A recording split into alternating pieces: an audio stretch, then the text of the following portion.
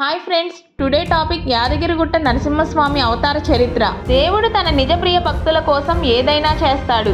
అలాగే తన భక్తుల కోసం ఎన్నో అవతారాలు ఎత్తుతాడు. అలాగే విశ్వమంతా నిండి ఉన్న విష్ణుమూర్తి కూడా తన ప్రియ భక్తుల కోసం ఎన్నో అవతారాలను ధరించారు. ఇలా విష్ణుమూర్తి అవతరించిన అవతారాలలో ఒకటే నరసింహ అవతారం. ఈ అవతారం మొదట ఈయన ప్రియభక్తుడైన ప్రహ్లాదుడి కోసం శ్రీ మహానరసింహ అవతారం ఎత్తాడు. తర్వాత మరో భక్తుడి కోరిక మేరకు విష్ణుమూర్తి మన భూలోకంలో స్వయంభూగా వెలిసి ఈనాటికి కూడా ఘనంగా పూజలు అందుకుంటున్నారు. ఈ ప్రాంతం ఎక్కడో కాదు, మన తెలంగాణలో ఉంది. అదే యాదగిరిగుట్ట. ఇక్కడ శ్రీ లక్ష్మీ నరసింహస్వామి పూజలు అందుకుంటున్నారు. అసలు ఇక్కడ శ్రీ లక్ష్మీ నరసింహస్వామి ఎలా స్వయంభూగా ఆవిర్భవించాడు, యాదగిరిగుట్ట యొక్క చరిత్ర, దాని వెనుక ఉన్న రహస్యాల గురించి ఈ వీడియోలో తెలుసుకోబోతున్నాం. వీడియో చాలా ఇంట్రెస్టింగ్గా ఉంటుంది. సో వీడియోని ఎక్కడ స్కిప్ చేయకుండా ఎండ్ వరకు చూడండి. ఇక టాపిక్లోకి వెళ్దామా?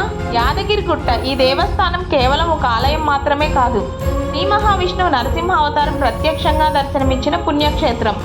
యాదగిరిగుట్ట తెలంగాణ రాష్ట్రంలోని యాదాద్రి భువనగిరి జిల్లాలో ఉంది. యాదగిరిగుట్ట అనేది పురాతనంగా యాదవగిరి అని పిలిచేవారు. ఇక్కడే శ్రీ మహావిష్ణువు నరసింహ రూపంలో స్వయంగా ప్రత్యక్షమయ్యాడు.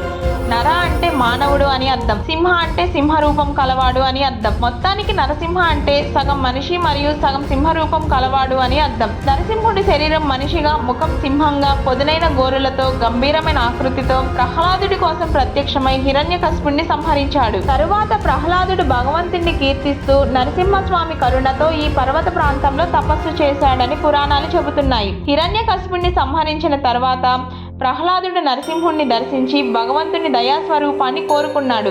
అప్పుడు ప్రహ్లాదుడు, ప్రభు, మీరు కోపరూపంలో వచ్చి నా తండ్రిని సంహరించారు. ఇక దయారూపంలో ఉండి సర్వజనుల క్షేమార్థం కొరకు ఇక్కడే ఉండండి అని అడిగాడు. దానికి నరసింహ అవతారంలోని విష్ణుమూర్తి సరే అని ఈ యాదగిరిగుట్టపై స్వయంభూగా వెలిసి పూజలందుకున్నారు.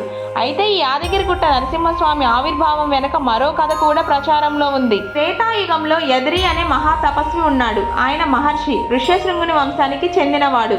శ్రీ మహావిష్ణువు భక్తుడైన యదిరి వేద మంత్రాలతో నరసింహస్వామిని తృప్తిపరచడానికి కఠిన తపస్సు చేశాడు.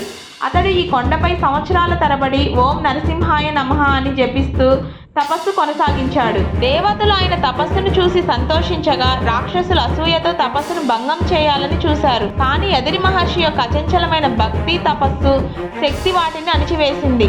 చివరికి స్వయంగా శ్రీ నరసింహస్వామి ఆ ఋషి తపస్సును పరీక్షించాలనుకుని ప్రత్యక్షమయ్యాడు. మొదట స్వామి ఉగ్ర నరసింహ రూపంలో భయంకరమైన రూపంతో దర్శనమిచ్చాడు. ఆ రూపాన్ని చూసిన వారంతా భయపడినా యదిరి మహర్షి మాత్రం నమస్కరించి, ప్రభు, మీరు భయంకరంగా కనిపిస్తున్న నాకు మాత్రం మీరు కరుణామయుడే అని చెప్పాడు.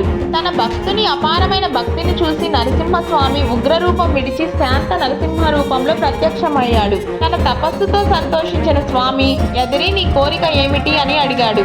అప్పుడు యదిరి మహర్షి, ప్రభు, మీరు నిత్యం ఈ స్థలంలో నివసించి భక్తులకు దర్శనమివ్వాలని ప్రార్థించాడు. స్వామి సంతోషించి, నీ పేరు మీదే ఈ స్థలానికి యదిరిగుట్ట అని పేరు ఉంటుంది. ఈ ప్రాంతం నిత్యం నా పుణ్యక్షేత్రంగా నిలుస్తుందని వరమిచ్చాడు. అయితే ఇది కాలక్రమేణా యాదగిరిగుట్టగా పేరు మార్చబడింది. తరువాత స్వామి పక్కనే లక్ష్మీదేవి కూడా అవతరించింది. భక్తులకు క్షేమం కలిగించడానికి నరసింహుడు లక్ష్మీదేవితో కలిసి యాదగిరిగుట్టలో స్థిరమయ్యారు. అందుకే స్వామిని శ్రీ లక్ష్మీ నరసింహస్వామి అని పిలుస్తారని భక్తుల విశ్వాసం. యాదగిరిగుట్టలో స్వామి ఒకే చోట 5 విభిన్న రూపాలలో దర్శనమిస్తారు. ఇవి సాధారణ నరసింహ రూపాలు కాకుండా భక్తుల ఆవశ్యకతల ప్రకారం స్వామిని చూపించే 5 నరసింహ రూపాలు. ఇందులో మొదటి రూపం జ్వాలా నరసింహుడు. ఇది స్వామి యొక్క ఉగ్ర రూపం, అంటే అత్యంత శక్తివంతమైన మరియు భయంకరమైన రూపం. హిరణ్యకశిపుని వదనం చేసిన వెంటనే స్వామి ఈ జ్వాలా నరసింహ రూపంలో ఉన్నారని విశ్వాసం. భక్తులను రక్షించడానికి, దుష్టులను నాశనం చేయడానికి ఈ రూపం అవతరించింది. ఈ రూపాన్ని చూసిన వారికి నిర్భయం, ధైర్యం కలుగుతుందని అంటారు.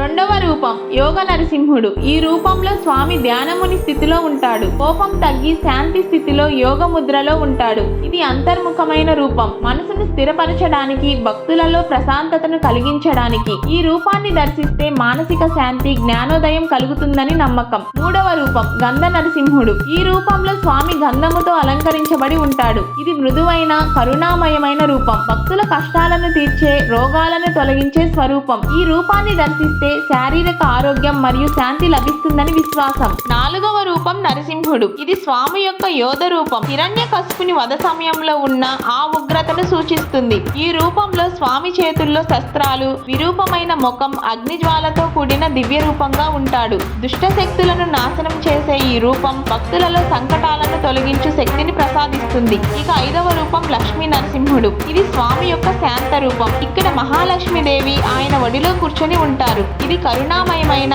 అనుగ్రహపరమైన స్వామి. ఈ రూపాన్ని దర్శిస్తే సంపద, శాంతి, ఐశ్వర్యం లభిస్తాయని నమ్మకం. యాదగిరిగుట్ట ఆలయంలో ప్రధానంగా ఈ రూపాన్ని భక్తులు పూజిస్తారు. అయితే యాదగిరిగుట్టలో చాలా రహస్యాలు కూడా ఉన్నాయని భక్తులు చెప్తుంటారు. గుహలో ఒక రహస్య మార్గం ఉందని విశ్వాసం ఉంది. అది సింహలగూడెం లేదా నల్గొండ వైపు వెళ్లే దారి అని కొందరు చెబుతారు. అయితే ఇది భక్తుల విశ్వాసమే కానీ ప్రస్తుతంలో ఇది మూసివేయబడి ఉంది. ఈ దారి ద్వారా స్వామి భక్తుల రక్షణ కోసం విహరిస్తారని పురాణాలు చెబుతున్నాయి. అంతేకాకుండా చాలా మంది భక్తులు స్వామి గర్భగుడిలోకి వెళ్ళగానే గుండెలో ఒక వేడి తరంగం, కళ్ళల్లో తేలిక, మనసులో శాంతి అనిపిస్తుందని మరియు కొంతమంది స్వామి ప్రతిమ కదిలినట్లు, నవ్వినట్లు దర్శనమిచ్చారని కూడా చెబుతారు. ఇవన్నీ స్వామి ఉనికి సాక్ష్యాలని భక్తులు విశ్వసిస్తారు. యాదగిరిగుట్టలో స్వామి నిద్రించడు, ఎప్పుడు జాగృత స్థితిలోనే ఉంటాడు. అందుకే భక్తులు స్వామి గర్భగుడిలోకి వెళ్ళినప్పుడు ఆయన కళ్ళల్లో చూస్తే ప్రత్యక్ష దర్శనం అనుభూతి పొందుతారని భక్తులు ప్రగాఢ నమ్మకం. అయితే మొదట నరసింహస్వామి ఒక గృహలో పూజలు అందుకున్నారు. తెలంగాణ ప్రభుత్వం యాదగిరిగుట్టను త్వరత కాలక్రమేణా అభివృద్ధి చేసి ప్రస్తుతం ఈ యాదగిరిగుట్ట ఆలయాన్ని తెలంగాణ ప్రభుత్వం యాదాద్రిగా అభివృద్ధి చేసింది. ఇప్పుడు ఇది అద్భుతమైన నిర్మాణంతో స్వర్ణమయ గోపురాలతో ప్రకాశిస్తున్నది. దక్షిణ భారతదేశంలోని ప్రధాన దివ్య క్షేత్రాలలో ఒకటిగా నిలిచింది.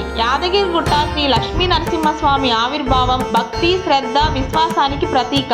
భక్తుడు ఎంత నిజాయితీగా ప్రేమతో ప్రార్థించినా దేవుడు తప్పక ప్రత్యక్షమవుతాడనే దానికి ఇది శాశ్వత సాక్ష్యం. ఇప్పుడు మీరు ఈ వీడియోలో యాదగిరిగుట్ట శ్రీ లక్ష్మీ నరసింహస్వామి గురించి పూర్తిగా తెలుసుకున్నారని అనుకుంటున్నాను. మీకు ఈ వీడియో నచ్చినట్లయితే లైక్ చేసి మీ ఫ్రెండ్స్ అండ్ ఫ్యామిలీకి షేర్ చేయండి. అలాగే మీకు ఈ వీడియోలో బాగా నచ్చిన అంశం ఏమిటో కామెంట్ చేయండి.